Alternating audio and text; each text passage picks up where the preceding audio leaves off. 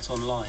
But the secret weapon, the thing that you must try, is sowing yellow rattle. Yes. That you sow in autumn.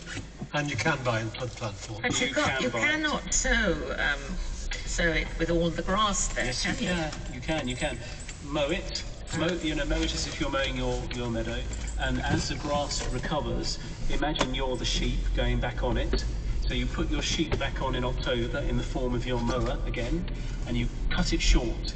And then, or rather your husband cuts it short, and then he gets his springtime metal rake out, rakes vigorously until he's, properly sweating. You can watch from the window, shouting encouraging things. Work harder. Think of the gym membership you're saving, that kind of thing.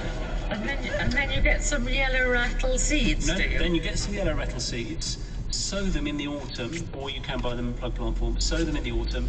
They like to be sown in the autumn, not in spring. If you sow them in spring, it's too late. Sow them in the autumn. They require a winter in order to germinate. So was that they will Hassocks germinate. Now I've done this. I've got a little meadow area at home, and I've done this at home, and it's quite remarkable to see what happens. That just a road? I'm assuming when you're mowing this piece of ground, when your other half is mowing this piece of ground, he's actually taking the grass off. He's not leaving the grass lying there.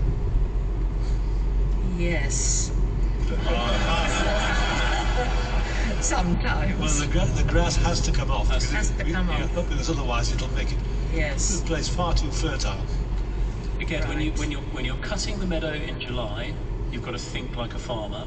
Yes. So you would be raking and baling the hay to take away to feed your livestock. And when you're cutting it with a mower from October onwards, you've got to think like a sheep. Sheep don't leave the grass behind, and nor should you. Thank you. Gentleman has our next question. Charles Hughes, Basildon Horticultural Society. 2 trees in a boundary hedge have died during the past 2 years.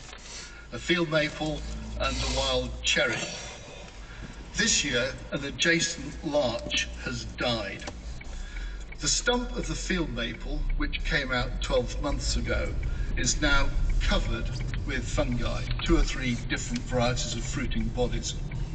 Is this what's causing the problem? And if so, what can I do about it? Well, with the larch, it could quite easily be Phytophthora ramorum, couldn't it? Because that's attacking larch big style. It is, although it sounds if there's these sort of fungal fruiting bodies on the stump of the field maple, that does point rather